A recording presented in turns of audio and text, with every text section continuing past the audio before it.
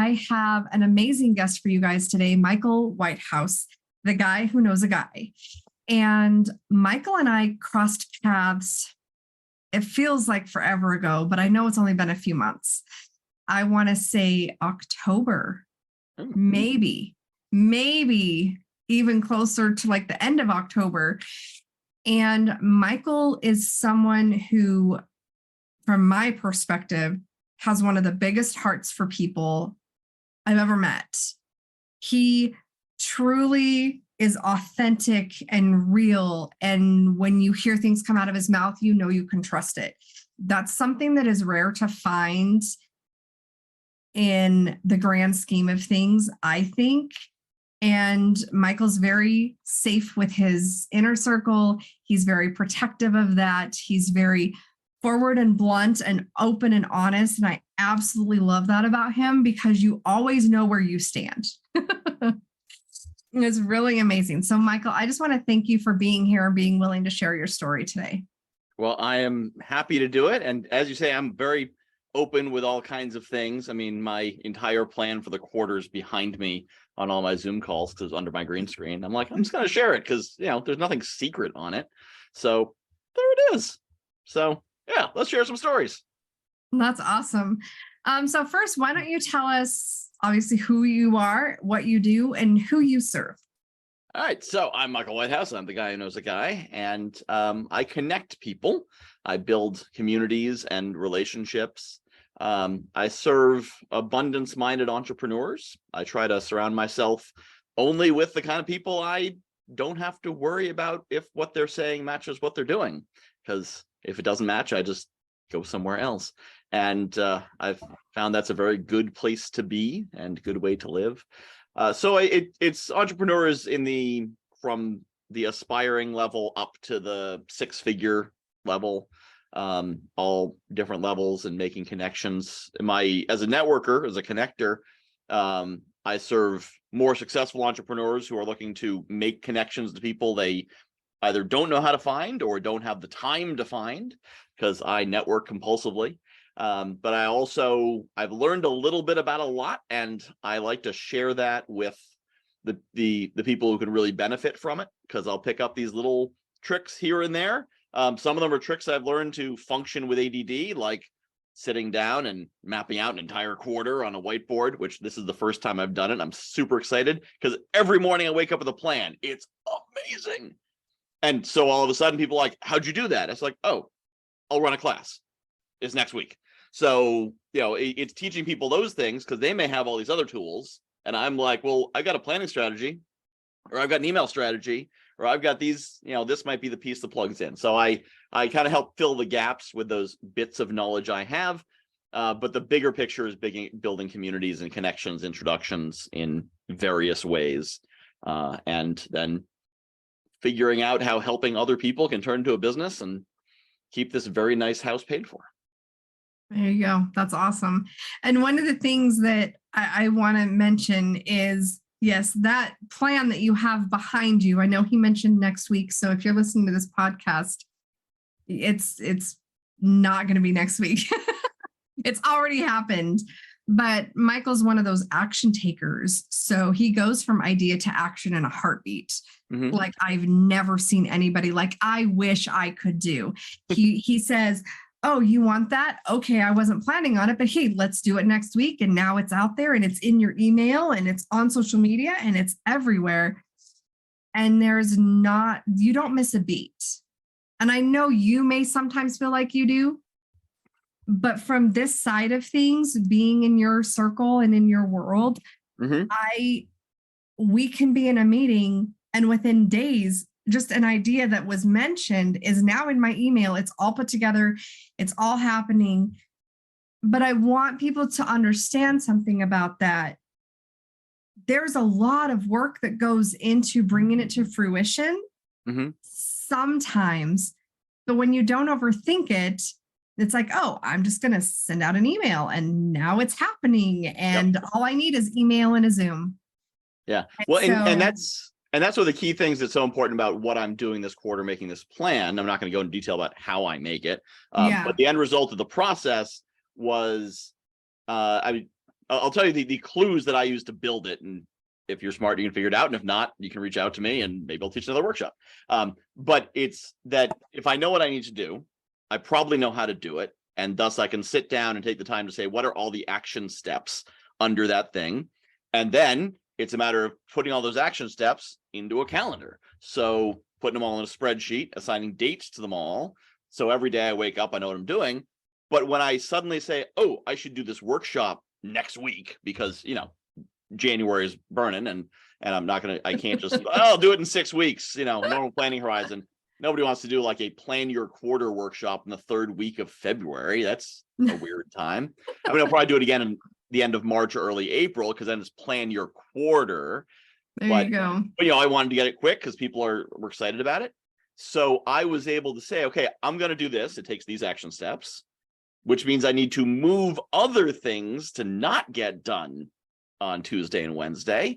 And so I was able to do that. And so prior to this, the ball would get dropped. Like, oh, I got to do this. So I start doing this thing. And then I drop the ball on some other things. And then I'm like, hey, what was it I was supposed to do? And at the end of the day, I'm not sure if I've done everything I need to do. And now that I have those like blocks that I can move from one day to the next, there's a concept I heard once is structure creates freedom. And a lot of people are like, oh, I don't want structure. I want to be free. I want to do whatever I want. But no, there's like, I'm a multimillionaire because I won the lottery kind of freedom. And then, yeah, you don't need structure because you're just doing whatever. But for me, structure creates freedom because I can say, okay, I'm going to launch a workshop next week because I have the structure to make 3 moves and it's done. Whereas without structure, it's, I don't know if I can do it next week because I don't know what else I have to do today. And I don't know if I have time tomorrow and what I'm going to need to do. And then the rest of it is infrastructure, which also creates freedom. So the fact that I can, in 30 minutes, be like, I'm doing a workshop, let's do it. Well, I go on Thrivecart and I set up a landing page and Thrivecart does half the work for me. Zoom does a bunch of the work for me. I just have to show up to Zoom. My email system is set up so I can just send out an email and put it into the structure, or I can do so. Basically, I have the structure. I'm not reinventing the process. If you've never done a workshop and you're doing your first workshop, there's a bunch of things you do to get it ready. When it's your 30th workshop, even if the previous 29 no one showed up to, the process.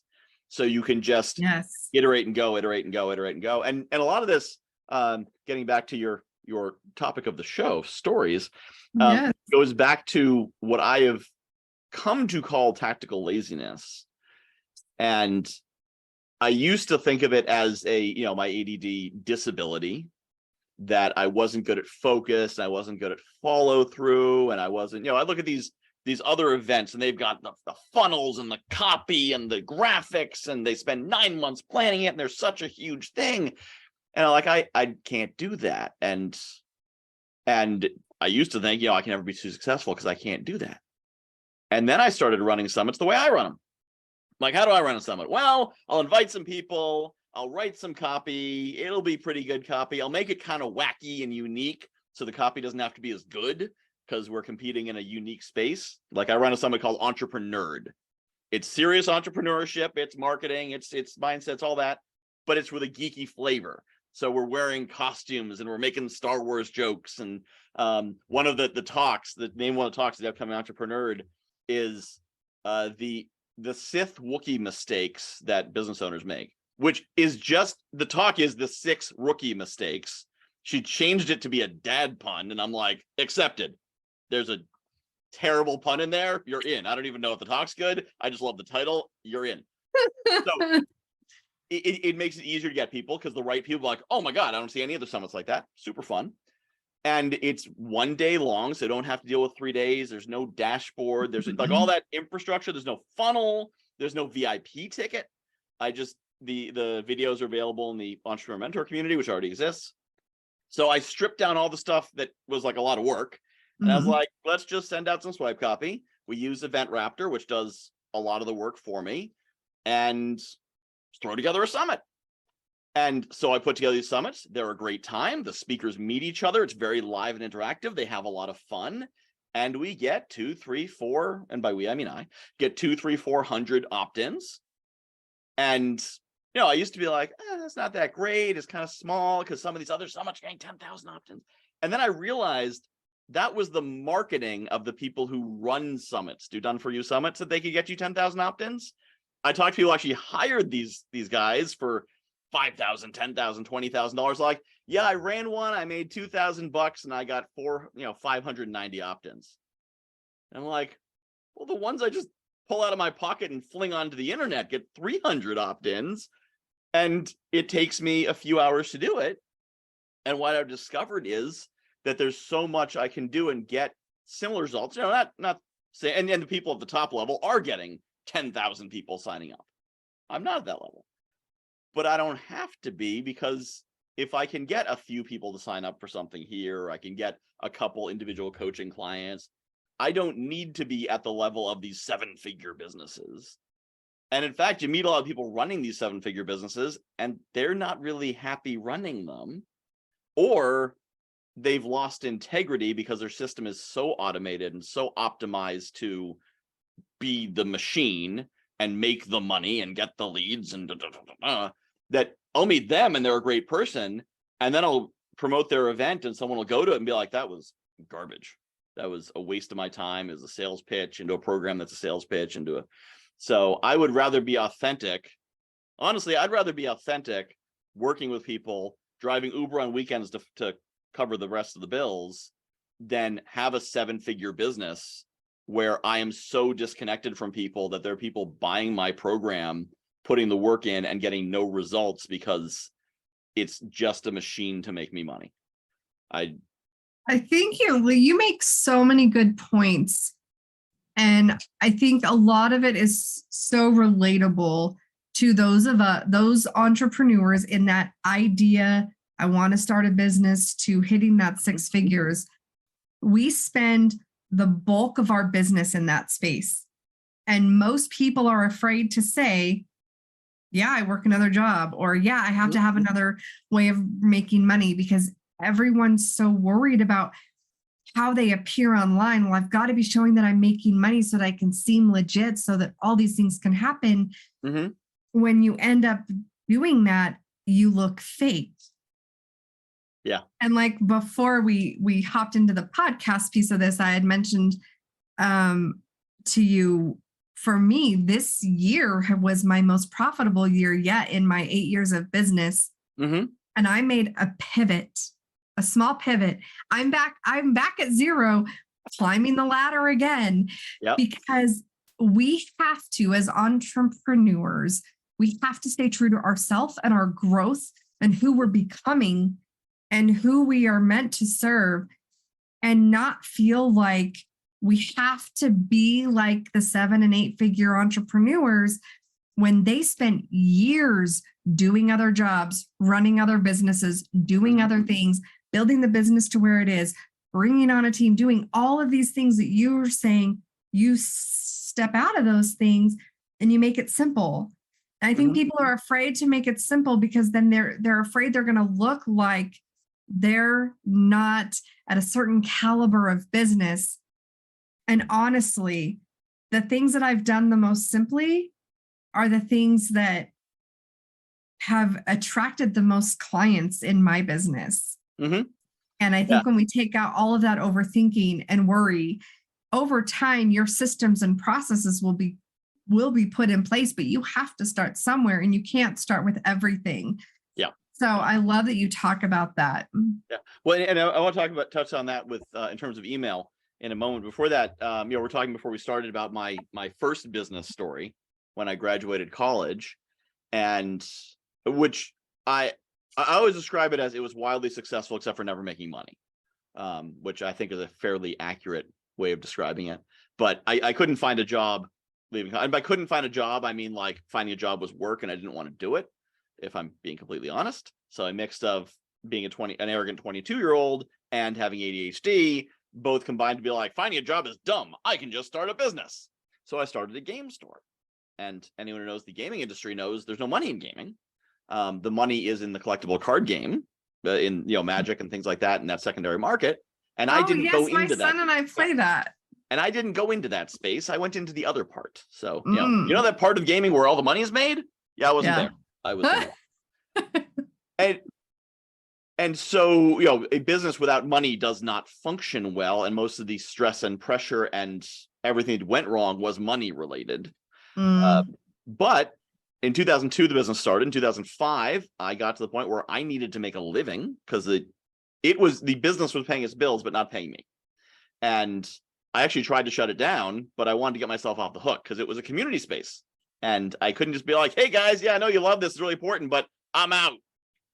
So I called a meeting, and the intention was that the community would say, we totally understand, Michael, you got to do what you got to do. And I got together about 20 something, about 20 people in the store. And I said, here's the deal. The store makes enough money to pay its own bills, keep the lights on, but not to pay anybody, especially me. I got to go get a job, which means I need to work like 40 hours a week to pay my bills and my rent and everything. So the only way this can possibly work is if you guys are willing to step up and work for free forever and do everything that needs to get done, from stocking the shelves to covering the cash register to sweeping the floor to running the events. I think I was like, I can still do the admin stuff and the ordering, but you have to do everything else, all the grunt work, clean the bathroom. You guys are going to have to do all of it. And I don't ever see the store being profitable enough to pay anybody. So you'll be volunteers forever. So, if you're willing to say yes to that, we can keep it open, but otherwise, we're going to shut the store. And the response was almost in one voice, cool, what's next? What do you need? This was not an answer I was ready for. Oh my gosh. Yeah, and every person in the room was like, we're in, what do you need? And Wow. I had no idea. And so it turned into a train wreck because a whole bunch of gamers who had been watching me ham-fistedly fumble this store for 3 years suddenly had the chance to get their hands on the wheel. And I had no bylaw structure or anything. We formed an interim board of directors, which was supposed to run by consensus. Yeah, I learned a lot from that. But the point was that this community built, which, they weren't going to give it up, and they were happy. They were totally happy to volunteer. And of course, they're each going to volunteer 10 hours a week. And most of them hung out there all week anyway. So Right. being there, it was like, cleaning your house occasionally while you're in it. So everyone pitched in. It ended up becoming actual nonprofit in 2008, which survived to 2018. So I think it was pretty successful. But, at the time, I kind of thought of it as a failure because I never made money. And I thought making money was the measure of success. And I was embarrassed about not having it. If this had been 20 years later in the age of Uber, I would have just driven Uber 20 hours a week, paid my bills that way, and the store would have lasted forever.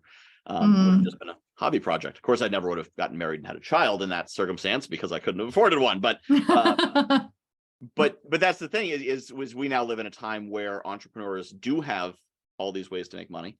But as time went on and I worked a bunch of meaningless jobs and sales jobs and whatever, I was kind of always looking back over my shoulder at this time when I had an amazing community and I was doing something that was my all-consuming purpose. And now I'm just kind of like, I guess I'm paying my bills or something.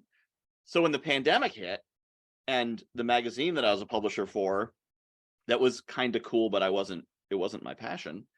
All my sales were coming from in-person networking, and that wasn't happening in March 2020. I worked diligently for 3-4 months to try to save it, but in the process of trying to find strategies to keep going, I ended up discovering the coaching world and how to sell coaching, and I stumbled backwards and sideways into it.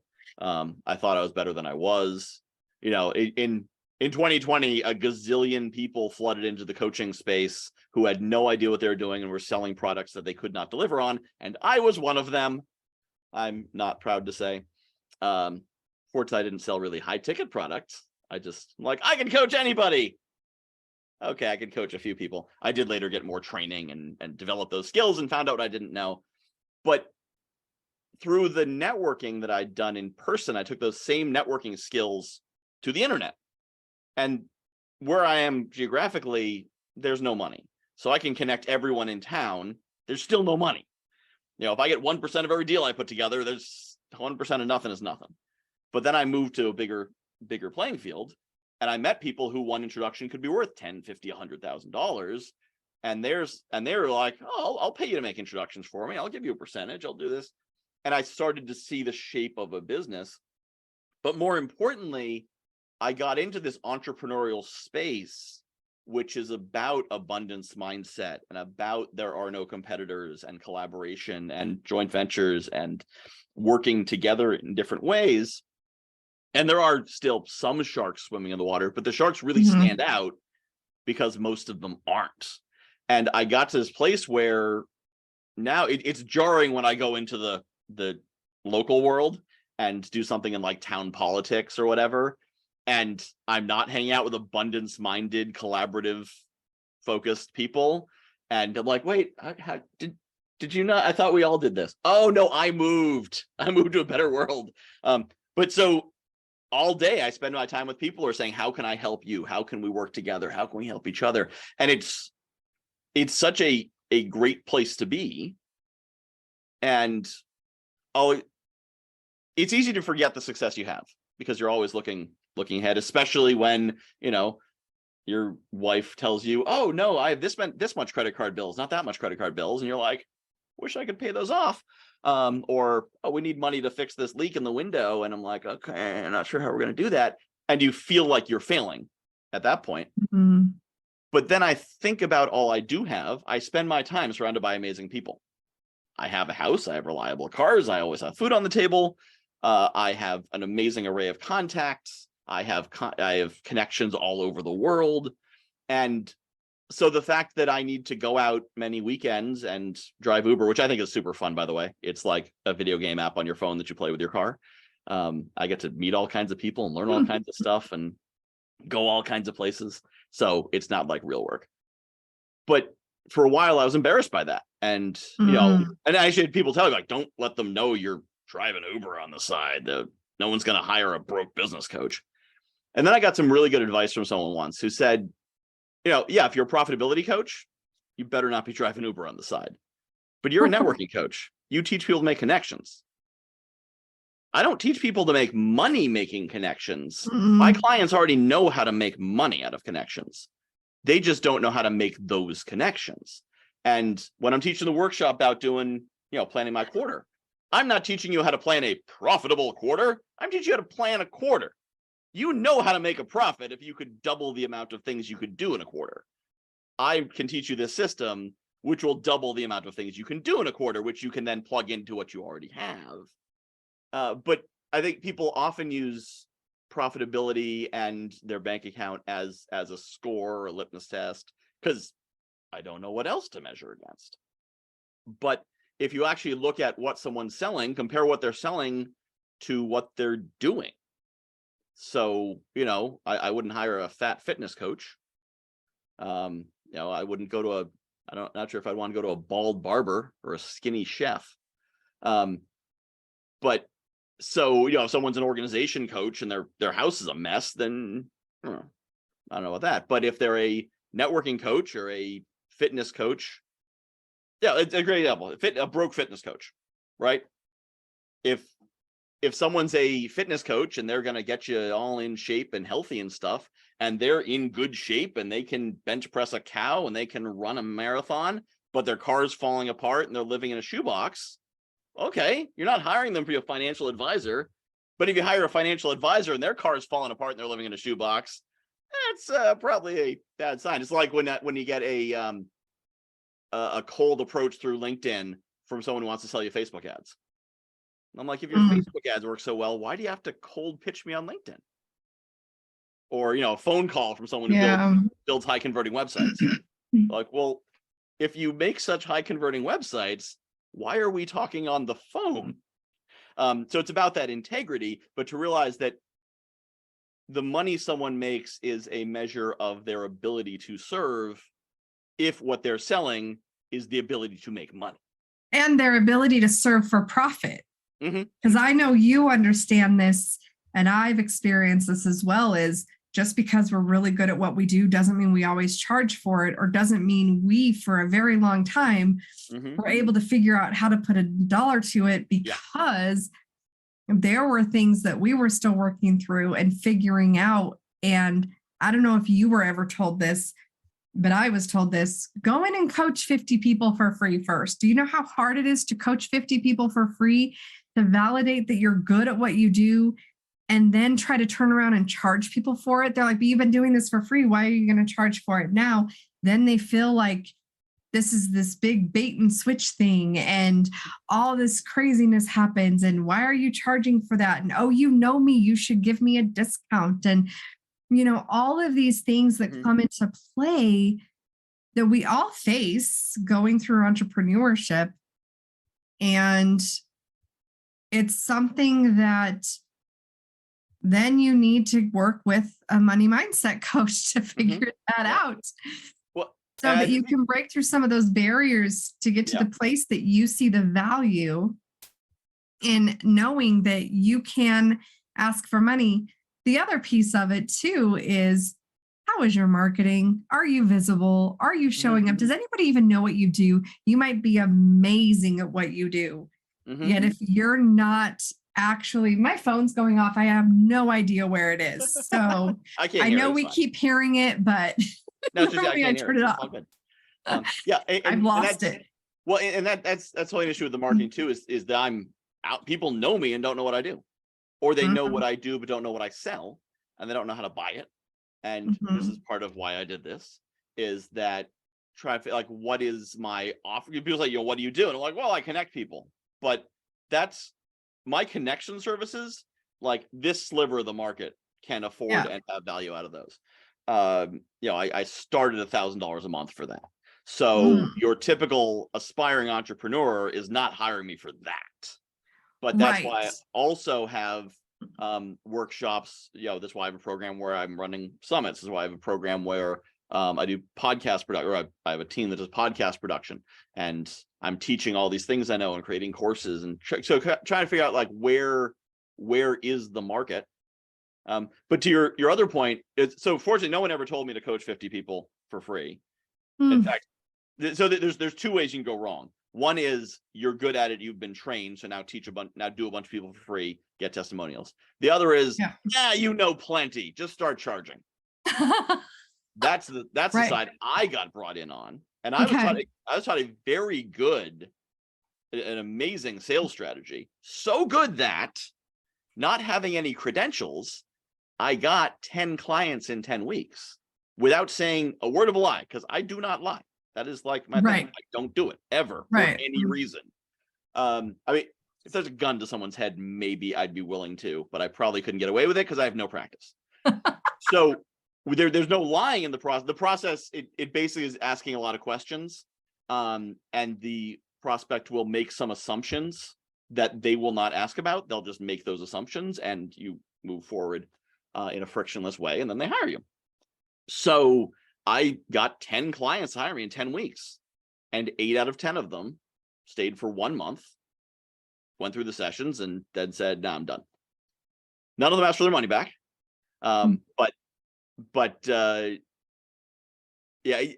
almost all of them ended up dropping off because I didn't actually have the resources to serve them, which created its own confidence challenges for me. And which is why I've never been able to use that strategy since. I can teach other people the strategy and they can use it great. But when I try to use it, there's a block because my brain is still telling me, but you can't deliver. I'm like, well, it's 2023. I can deliver now. But it's hard to get back to that. But for me, it's like making connections is so easy. And there was a time when I'd meet with someone like, oh, you should be this person. And I'd go to a random meeting with someone. They'd seem pretty cool. I'd make 8 or 9 introductions for them, which means I'm then spending 30 or 40 minutes after the call sending all the introductions. And if they're not consummate networkers, 9 overwhelms them. They don't have time. They don't follow up with half of them. They don't know what to do when they get on the calls. They don't know what to do with them. So I'm not doing anyone any favors, but it's so easy. I had to put a rule on myself that I don't give more than 3 introductions when I'm meeting someone. So if it's that easy, how could I charge for it? It's just natural. It's my natural gift. And then I learned from someone that the thing that's easiest for you is the thing you have to charge for. Yes. Because if you can't charge for that, where are you going to make your money? That's your gift. And most importantly, it's not other people's gifts. So if my gift is making connections and I can't get paid to do it, then I go out and drive Uber. Right. And now I'm not making connections because I'm Ubering. So if your gift is helping people get organized or fixing their money mindset blocks or graphic design or whatever it is, and you can't get paid for it, you're getting paid doing something else, which means your gift is on a shelf because you're not charging the people who are actually getting the value. And then the universe is like, I gave you a freaking gift. Why aren't you using it? And I think there's a big part of that story that I think many people deal with, and that's confidence, a lack of confidence, because it comes so easy to us. We think that we don't have enough value to offer to somebody else. And so we really struggle, not only in our business that we're working to grow and build, but it impacts our personal life. It impacts our relationships. It impacts our relationship with ourselves, with our spouse, with our kids, with life in general, because it's who we are. And if we feel bad because, I was ready and I was going to build this business and it was supposed to go this certain way, and then it didn't, it tanks your confidence. It tanks your belief in your ability to serve others well. And a lot of times it could be, and this has been an experience for many of my clients, is the thing they thought it was, it's not even remotely close. But because so many people stay on that surface level and they never dig into the self-discovery piece of things, they just focus on the personal development. They focus on, okay, here I am and I'm going to grow too. And they forget about the foundation and they forget about what has happened, and they don't connect like, oh, because of this, now I feel this way. So like what you just said, I can teach people to do the strategy, but because I have a block here, I know I can't do that till I remove that block. Yeah. Most people don't know their blocks. They don't know their blind spots. So to know that that's a piece of you, that in your growth, you're able to identify those blocks and tweak and adjust and do your big quarterly planning like that, so that you can step out of that block and know, okay, well, that's not something I can do. It's not, I can't do it because of this. And this isn't someplace I'm going to sit and spend my time fixing right now. So I have to go this way. So I'm going to do these things and adjust this way and grow this way. And in the meantime, I'm going to be doing Uber so that I can be bringing in revenue while I'm growing this side of things. Yep. I think so many people can relate to that because I think it's a regular story that happens for so many people who are in this entrepreneurial space, and they think they're just going to jump in and in 3 to 6 months they're going to have this thriving business. And for some people it may happen that way, but it's such a rarity. Yeah. Well, and it is where you mentioned the quarterly planning, because you said it as if it's like a thing that I always do. And there's a phrase I'm going to use for the first time now. I'm going to call it tactical amnesia. Because I've never done this before. This is the first time. Right. The concepts that underlie it, I've learned over the last 2 years and possibly longer as I kind of dive into it. And so it all makes sense. And the idea of I know what I'm doing every day clearly is going to generate value. And I'm going to work my way down a bunch of those checklists and have completed various things. And whether they win or lose, at least I've done them and I've learned and can evolve the plan. So pretty sure it's going to work. But I could also look at it and be like, this planning system, which I'm now going to teach people, is idea number 193, of which 7 have been profitable and successful. So who am I to think that this one's going to work when all the rest failed? Instead, and I think you need this to be an entrepreneur, and if you do not have this particular piece of brain damage, then you're going to be in trouble as an entrepreneur. You forget all the things that happened before, and you say everything that happened before is building to this. And now this one, I've got more knowledge and more experience and more tools than I've ever had before. So if anyone's going to make it, it's got to be this one. And you get super excited about it until it doesn't work. Or if it doesn't work, at which point you say, oh man, it didn't work. Ooh, what's next? and you go on to the next thing before you have time to wallow in what what gets hard. My wife gave me, speaking of wallowing, my wife gave me a candle for Christmas, and it has a label on it that says something like "Always remember you're awesome" or something like that. And I'm like, oh, this is nice. And she said, yeah, it's for when you have those moments of imposter syndrome. I'm like, imposter syndrome? And she said, Michael, you get imposter syndrome every 4 to 6 weeks. It's like your period.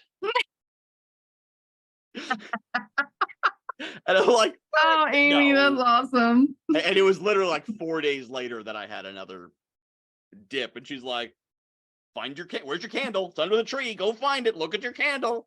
That's why I got it for you. And because that's, it happens cyclically that I'll get to the point of like, I don't know. The mistake I made was I took Christmas to New Year's off at a time when I was aware of all the challenges and taking no action for multiple days, which is you can't take a break when things went wrong. You can take a break after things go well, because then you're like, yeah, that was good. I'm going to take a victory lap. I'm going to play some video games. Great. But if you get a bunch of bad, you're like, okay, so I'm in debt and I got this medical bill and I found this client dropped. Well, I guess I'm going to go on vacation. Cancel the vacation, stay home and work, because you're just going to go into a hole. One of the things I learned actually doing this, because I attended I guess I call it a workshop. It wasn't really a workshop, but a thing as part of joint venture JVIC, where he's teaching about, it's January, so we're talking about goals and vision and whatnot. And he was asking all these questions like, do you know your purpose and your why and your all this? And I'm like, yeah, I really don't have good answers to all that. Like, what is your ideal day? What is all these visioning exercises? I don't have them right now. But I don't care, because I have a plan that moves in a forward direction. Now, if I keep doing this with no vision for 5 consecutive quarters, I'm going to be in trouble, because then I'll set up a system and a plan and I'll be chugging along like a juggernaut in a random direction. But my vision right now is get financially stable, get some systems that are functioning, get some clarity on what is working and what's not and directions to pursue. Then once I have that, I can be like, okay, now that I've got the tools in place and now that the car is built and running, where do I want to drive it to? If I've got a kit that I can build into a car, that may be too early to think, what city do I want to go to? Now, if I'm always like, I've always wanted to go to Topeka, and I'm going to build a car to get to Topeka. I don't know why you want to go to Topeka. I want to build a car to get to Topeka, and it's all part of a larger vision. That's one thing. But if it's, I want to build this car kit, I think that'd be really cool. And a preliminary goal can be the goal in itself. So I'm excited about all the things on this board for their own sake. And for, I'm excited about running the summits. I'm excited about creating some courses. So I have a library of my own courses, which, credit to my wife. She said, all this stuff, is there anywhere someone could buy it? And I'm like, no, actually. She's like, well, you think maybe it should be? You think you could explain some of it and like sell it? I could probably do that. And yeah, you never know if this interview I have ADHD. I hide it so well, right? Not a clue. Yeah. No way. But yes, but so everything on here for itself is valuable. So if I get to the end of the quarter and I've succeeded in everything on there, then I'm gonna be like, yeah, I won, because the real my great vision is helping my wife get out of her job, creating enough income that she doesn't have to work anymore. So on a quarterly basis, I don't need to think about, do I need 100,000 or 1 million or 10 million, or like that doesn't inform where I need to be on March 31st. Because where I need to be on March 31st is based on where I am on January 1st. If I'm making a 5-year plan, if I'm making major strategic decisions, which I'm not, because I'm already pointed in a direction. So where I am now if someone's is at a blue sky point in their business where they could do anything, then yes, you do need vision. You got to know which direction you're going. I'm going the direction of all this stuff is building communities, running summits, teaching stuff, and through that making money. I'm pretty happy with any of those directions. If any of these catch fire and that's what I'm sucked into, if I'm running summits full time, that's cool. If I'm teaching courses full time, that's neat. If I'm running communities full time, I can do that. So I'm comfortable, but I don't have a grand vision, and I'm comfortable with not having it, because the idea that I wake up every morning and know what my job is. When I worked for the magazine company, they said, if you wake up and don't have appointments on your calendar, you're waking up unemployed. And then you're like trying to get your job again by calling for prospects. And I think most entrepreneurs wake up unemployed every morning. They don't know what their job is. And they wake up like, hey, what is my job? What am I doing? What do I have to do? What are my actions? Yes. And yes. I just ran a workshop in December that was Plan Your Year workshop. Mm-hmm. And it was a process that I walked people through because they needed, one of the things that I think is so important is people do need to have an understanding of their core values, because those help you make decisions. If things don't fall in line with your core of who you are and the way you're running your business, then it makes it much more difficult to make the decisions as to what do I do, who do I bring in, all of that. You naturally function that way. Most people don't. So when you're saying, I'm not going to worry about the vision, I'm not going to worry about those things, I want listeners to understand that that is because of who you are and how you function, as where some people need to have that guiding focus. They need to know that foundation needs to be solid for anybody to build anything sustainable. Yeah. Well, and I love that you are staying true to who you are and how you function. And you're teaching people who are like you, who function that way. Because if people come to me and I'm going to teach them how to plan their year and go through this stuff, I do it very differently than how you do it. However, the end result is knowing what you're doing every day when you walk into your office. That result is this, that solution is the same. And so I want people to think very intentionally about, how do I function? Because if I'm investing in a coach and I'm investing in a workshop in something and it doesn't work for me, is it really the person you paid? Is it really their issue? No, it's because what they're teaching, the way they're teaching it, any of that, it doesn't resonate with you. You don't learn that way. You can't function. Maybe it's not one of your strengths. Well, and so also people need to recognize that. Take everything with a grain of salt. And when you learn something from someone, take it. And I had someone tell me this morning, Dina, I took your workshop in December. It was amazing. And it got me realizing that there were some additional things I needed to do. And a couple things that what you taught me, I needed to tweak because of how I function. And it was amazing for me. It wasn't that the workshop was bad for her. She got so much out of it. And she knew herself well enough to know that I take everything with a grain of salt that I learn and I tweak and adjust as it works for me. And so anyone that comes in and says, oh, I resonate with Michael, he's my next step. He's the guy I'm going to learn from. He's the guy I'm going to work with. Go into it knowing, one, there's a reason you guys align, right? Two, you are what will stand in your way. You are your biggest obstacle, because if you don't know and you can't recognize and you don't have the ability to be self-aware of what does and doesn't work for you when you learn something, and you're not willing to be like, okay, this part works and this part doesn't, so that I'm going to throw out the whole thing, instead of being like, okay, this works, this doesn't. Michael, help me figure this out, or help me adjust, right? I think that piece is the reason people are successful in learning something from someone, is because they are willing to be self-aware and understand how what they're being taught or coached in or led through resonates or doesn't work for them. And they know how to or not to apply it in their world. Because not everybody's business is the same. Yeah. And it's a good point that you brought that up about, it's not like I don't need vision, I'm fine.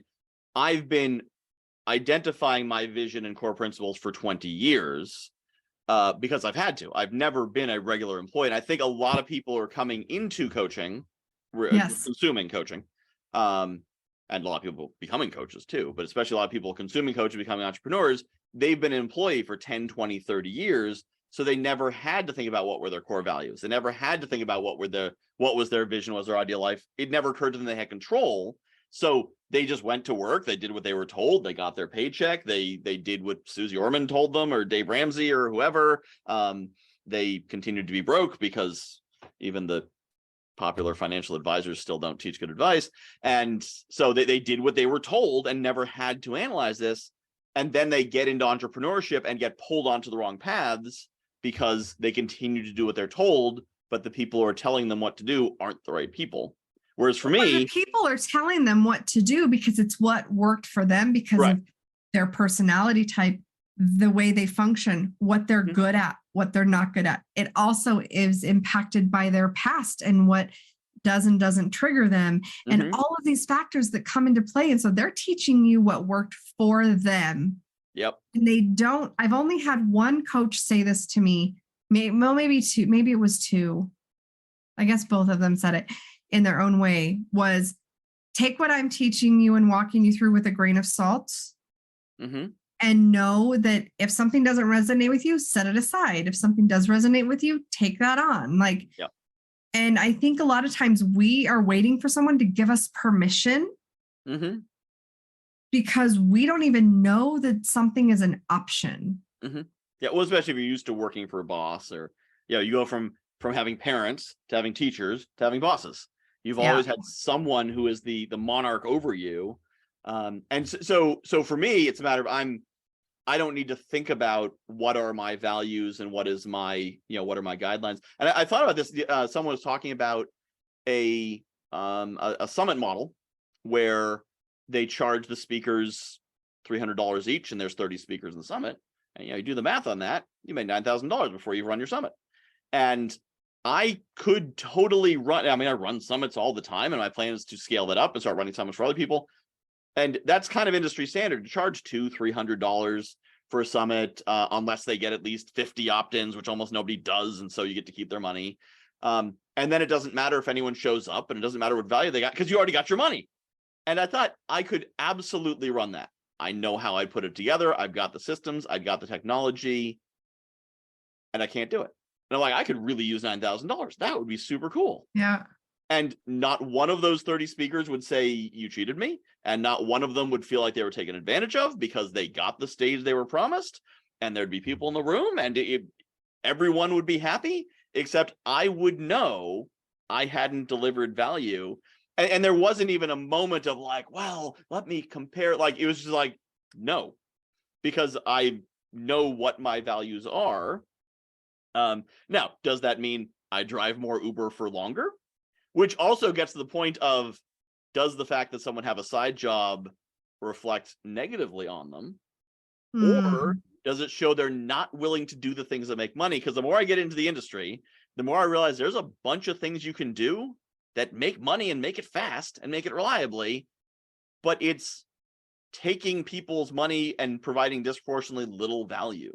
It's not stealing from them because there is some who are like, they're selling empty boxes. They're selling they're selling things but usually they really are selling something, but it's maybe a program that if you're honest is good for 1 out of 20 people, and they're selling it to all 20 of them.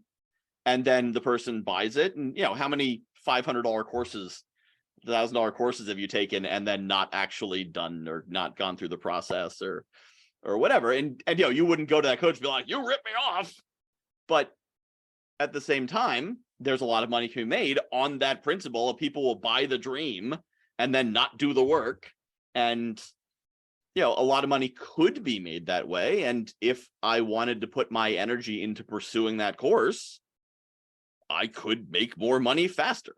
But I'd rather drive Uber longer than ever create a program and think, am I delivering? Because what that does to the person who delivers the program is they start justifying and blaming their clients.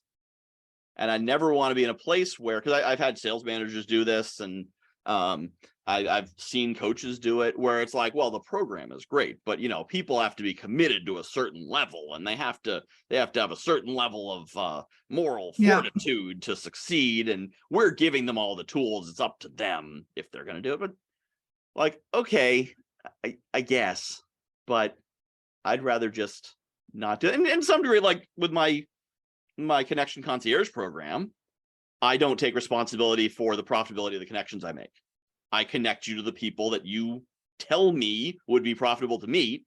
And then it's up to you to make value out of those connections because that's what you hired me to do. And I will say it's the same with coaching or running a Mhm. program. I'm telling you, here's what I offer. Yep. And I know it has value. And you have to be responsible in the sense of doing your due diligence, read the frequently asked questions, email and ask questions if you need to, but don't get it because you're in FOMO, right? Your fear of missing out. You're in this Yep. mode of, oh my gosh, it's only going to be here for 5 more days. So Yep. you're not only going to be here for 5 more days, But and it may not be the right thing for you, but you're so worried because someone else said it was the best thing that ever happened to them. Mhm. And you're looking at testimonies of, not that testimonies are bad, because I have them as well from my clients. Mhm. Yet I think we misconstrue the fact that those people who were giving these testimonies were committed. They did choose to show up. They Mhm. chose to purchase that program and they chose to do the work and get the results. And I think people put too much responsibility on the person leading, and it makes them feel like they have an out. That if I don't like it, or it's real, I'm not willing to put in the work to make it happen, it's their fault for lying to me. And now I feel gypped out of it, Yeah. And I think that a lot of that comes from, like you said, there's a lot of people coming into this space as an entrepreneur because there was a huge shift when everyone was losing their jobs with Mhm. COVID, with the pandemic. And they're like, well, now what am I going to do? Oh, I'm going to sell my expertise online. Nothing wrong with that. Mhm. However, I feel like too many people were coming and saying they're a coach when they're actually a teacher. Mhm. They Yep. aren't coaching you in any fashion. They are teaching you in a program. They aren't walking you through anything. They're not coaching you, because coaches ask questions and help you pull out of yourself Mhm. what is already inside of you. A coach pulls that out of you. And you have all these people doing, oh, I'm doing a 6-week coaching program and it's all pre-recorded and it's all like this, and you never get to get coached. That's not coaching. Yep. And so I think a lot of it coming in and, already being an entrepreneur in this space as a coach, consultant, and a mentor, that I found I have to make sure I'm careful of the verbiage that I use, Mhm. because I will hold people accountable. If you're going to buy something from me, you have to make sure that you have done your due diligence, that this is really where you need to be and it is your next step.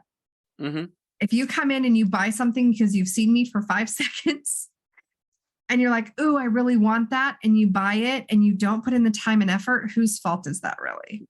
What I think part of the challenge too is that a lot of the marketing is so hyperbolic because the way marketing is, you focus on what the solution is, and who wants a solution of you'll wake up every morning knowing what you have to do that day? No, that's not the solution people want. People want more profits and they want better health and they want better relationships. So when I'm selling the workshop, if I changed my marketing for the Mhm. goal setting workshop, or the plan 3 months in 2 hours workshop, to something that was more, at higher level, I would probably get more people, but I'm not comfortable doing that because what I am selling is you will have clarity of what you're doing for the next 3 months. You'll get more things done. And you would be surprised at how many people that will actually resonate with. Right. Like me. Because you and I are not selling to high ticket clients where we're charging $5,000 for a 6-week program, right? Yeah. If you come into our high ticket stuff, it's a $1,000 to $1,500 a month to work with us one-on-one in the way that you need us for, right? Like those are our high tickets, because we work with clients who are in that early stage of business and they're still trying to make it and they're still trying to figure it out. And I think part of the problem with the marketing these days, and I know you've ran into this too, like you just mentioned, they're selling a solution. Actually, they're selling a result.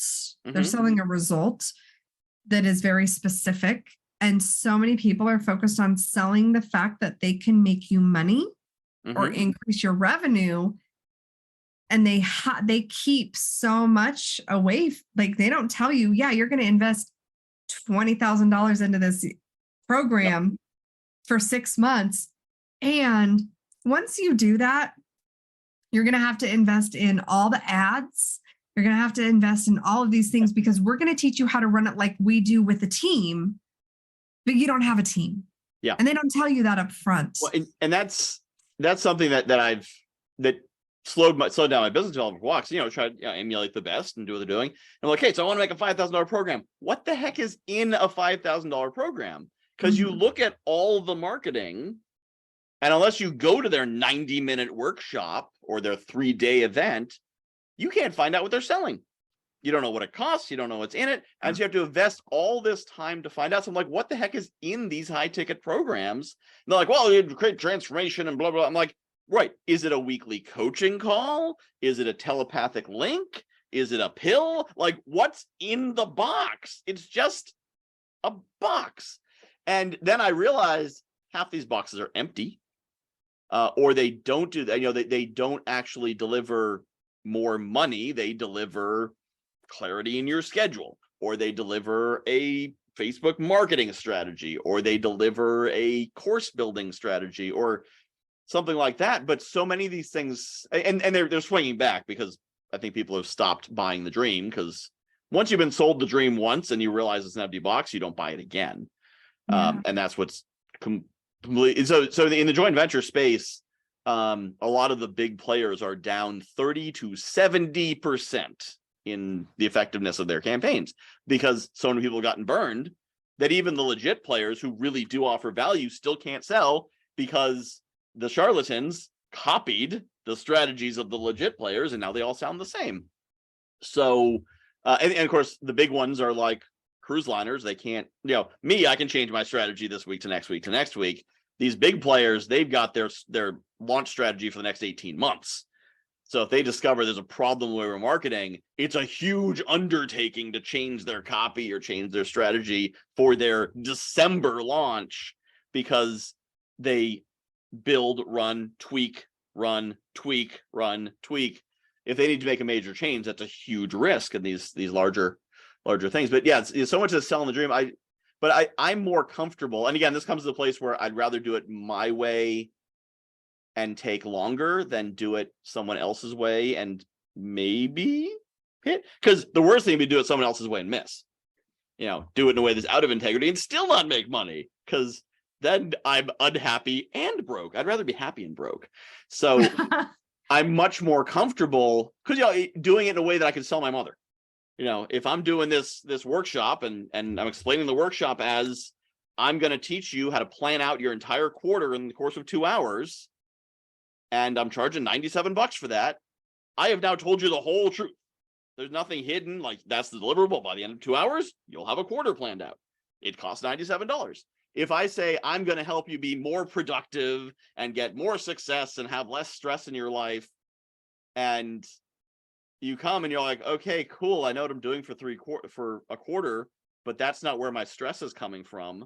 So you didn't deliver the thing you sold me. You delivered me a different thing. I think of my audience as my friends. So I think probably the thing that scares me more than anything, if someone unsubscribes my list because they're getting too much of it, whatever, they're not my person. But if someone comes to my program and at the end of it says, this wasn't what I expected, that's probably the worst thing someone could say to me is, this wasn't what I thought it would be, in a bad way. Now, to say this wasn't what I thought it would be so much better, that's totally cool. But to say this wasn't what I thought this was going to be something different, then I would immediately go into damage control. Like, let's get on a call. Let's do some personal coaching. Let me deliver the thing you wanted to get. I would much rather be, and maybe I have said a few times recently, I'm either a great visionary or impossibly naive, and I don't know which one yet. But I just don't want to be out of integrity even a little bit. And so, bending the truth by talking about some lofty deliverable isn't comfortable to me. And, maybe when I'm at a larger scale and I actually have, and there's an arm's length distance where I've got a copywriter who's working with the marketing team, and I'm like, yeah, this copy's pretty much accurate. And it's not me typing words out and hitting send to my 1,200 closest friends. Maybe I'd be more comfortable taking a little bit more artistic marketing license. But while it's me talking to people, and especially if it's me talking to a camera and doing, a live video or whatever, I want to keep it to the obvious value. I'm going to make these connections, or I'm going to teach you to speak like me, or I'm going to teach you how I built this. People see this and say, I want one. I want a wall of plans. I'm like, $97, I'll give you a wall of plans. And I think one of the things that I like is that, like you've mentioned, sticking to your integrity. Just because it works for other people doesn't mean I want to do it that way. Mm-hmm. And holding to, even though it might take longer, I'm willing to do it this way in order for it to work for the long term, looking at longevity, mm-hmm. instead of trying to make a quick buck at the risk of just taking people's money for the sake of taking people's money. And then if they make it, they do. If they don't, they don't, and not caring. Mm-hmm. And so I think, the flip side of that mindset, though, before anyone hears that and be like, oh no, you're right, I shouldn't be taking their money. Most entrepreneurs overestimate the value of money. So if I'm charging, and I say compare it to what other people spend money on. So an average person who goes to a bar regularly can drop $100 in a night, like nothing. Mm-hmm. I talk to people who, go to the casino and gamble $1,000. And these are not rich people. These are, middle-class working people who drop $1,000 at the casino and say, yeah, I only do that like once a month. So if you're a coach and you have a $500 program or a $100 program, and it does what it promises, but doesn't change their life, that's fine, because they're going to spend it at the bar or the casino or the strip club otherwise. I'll never forget when I was driving Uber one day and I gave a ride to a exotic dancer, and she was telling me about her business model, which was actually fascinating to learn about. First off, how similar the exotic dancer business model and the coaching business model are, but that's a whole different thing. I wrote a blog about it. But she was telling me that, guys will tip her $20, and that in the VIP room for 20 minutes is about $500. And I cannot imagine anything in that could happen in that room in 20 minutes where that $500 be worth more than what a good coach could do for someone. Now, while you're in there, you might think it was worth it, but the next day you'd probably rather have spent that money on a coach. So if you're a coach, a speaker, a trainer, a teacher, using the right term, a mentor, whatever it is, and you're thinking like, well, yeah, I know this program seems like it delivers value, but 500 is a lot of money because I'm a broke entrepreneur. Just remember, people drop $500 in 20 minutes in some clubs, and you deliver more value than that. So, and I think part of that too is spending money versus investing in ourselves, right? Mm-hmm. We will spend money for the sake of feeling better. Mm-hmm. I'm let me shop, right? I just bought a chair today, a $300 chair for $75. It's been sat in 5 times. I went and picked it up. It's something I've been wanting for my office for a very long time. And it just so happened, I got the inkling to just look on Facebook Marketplace the other day, and I found it. Actually, it was yesterday I found it. And I realized this is something I'm investing in because of what it does for me and the purpose it provides me.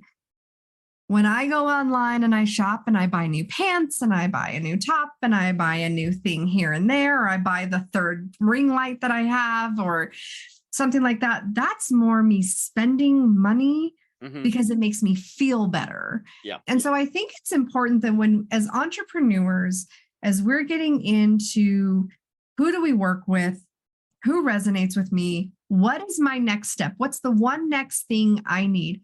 Maybe it is checking out Michael and learning what he does and how he serves people and what the services are that he has available that can help you. And maybe it's being like, oh, he's a connector. I need connections. And Michael, amazing connector. I've made some of the most amazing connections in the time that I've known you. It's been incredible. And if that's where you feel you are led, go check them out. If you're like, I know I need something like that, but maybe he's just not the right person for me, then you reach out and go, who can you connect me with? Right? I want people to know that this story that you've talked about, the challenges of starting a business and it going under, the challenge of running a business with the ADHD and knowing that working a job is just not something you can do because of how you function. Not everybody's like that, but there are many people who have that same struggle. And then you come into a space of entrepreneurship and you're navigating the waters and staying true to who you are and who you serve. The thousands of people you've connected and that you've brought together in your network, one is freaking incredible. I actually met someone in your network, two people who live right down the road from me. One's in Longmont, one's in the next town over. One is best friends with someone I went to high school with. Okay, I was about to mention the bizarre convergence that's Longmont, but you're part of the convergence of Longmont, which is apparently not that big a town that I know 3 people in. Yeah, that's down the road a little ways, but yeah, but it's like a town of 100,000 people, right? It's not a major I couldn't tell you. I don't know populations. but it's not, it's not New York City. It's not it's not even Denver. It's but I think I know 3 people from Connecticut. I know 3 people I met independently of each other in the small town of Longmont, because there's these weird geographic convergences where I happen to. Calgary is also another place where I've met a ridiculous number of people. But anyway, your point was, yes, you met a bunch of people in the Longmont convergence. I think what's really cool is we as entrepreneurs, we have to be intentional in learning about people's stories. So when we find someone online, we see all the hype, we see their Instagram, we see all the highlight reels. We have to be willing to take a step back and look at, who is this person? What is their story? We have to be willing to read about their story, to hear about their story, to listen to their podcast, to read their blog, to read their about me, to read their emails, because believe it or not, a lot of people share parts of their story in the emails. You get to learn a lot about someone in their emails and all of those kinds of things. And so just hearing your story from where you were to where you are now, and having watched some of this for the past few months, I think it's so important for people to, just a few takeaways from this is, 1, stay true to who you are. You don't have to conform to what everybody else is doing just because they say it. 2, we are all going to have moments of imposter syndrome. We're all going to have moments of lack of confidence. It's a natural part of being an entrepreneur. And every 7 and 8 figure entrepreneur that I've talked to, that's still a thing that they deal with, even making that kind of money. So I think we have to let go of this expectation that it's becoming a celebrity, that we're all going to be this big celebrity. Everybody's going to know us, because honestly, how many clients do you really need in order to set up your lifestyle in the way that you need to provide for your family, to run a business? And what is the goal? Like, what are you really working towards? You know what you're working for, and it's for right now. And then once I get the right now figured out, then it's for longevity, to bring your wife home. Many people start with, I want to retire my spouse, but they can't break it down into the details of how do I get there? And so have some grace with yourselves. Know that we all struggle. We all go through all of this. You're not alone in that. And so hopefully you found a lot of value in this talk today, and it gave you some sense of, I don't know, camaraderie, and knowing that there's others out there like you. We all struggle. We all go through our own things. And no matter where you are on your journey from, oh, I have an idea, to I've been in business for 8 years and I'm pivoting. And so now I'm starting over, like me, or, just any of these things, that doesn't mean you're a failure. Yes, you may have failed at things. We've all failed at things. It's part of life. Mhm. And keep going and figure it out as you go and have some grace with yourself, because when we do that, it really allows us to have the opportunity to use our gifts to share with others. Yeah, there's some VCs who won't invest if you haven't failed twice. Okay, say that one more time and say it slower. I said there's some venture capitalists who will not invest with a founder who hasn't failed once or twice, because they know you're going to fail the first time and they don't want to be the one bankrolling your education. That's a very good point. And I think a lot of people still at this stage don't even know what a venture capitalist is and don't even know that that's an option. And so if you don't know what that is and you don't think it's an option, at some point, you will probably want one depending on your goals. And that's the other thing, is not everybody's going to want a VC, right? I don't want a VC. No. That doesn't fit what I'm doing. Right. There's a whole lot of compromise you do once you start bringing in partners. But there is a lot of things that change when you start going down that road. Yep. And actually, speaking of partners, I teased earlier that I was going to mention email and authenticity. And so I was never able to wrap my head around the way that the big players market with email. And I don't like it a lot. I'm on the email list of people I really like, and I can't stand their email lists because they're dull and repetitive and salesy and pushy. And so I just kind of started sharing my story and doing things my way. And then I had more and more things I wanted to share.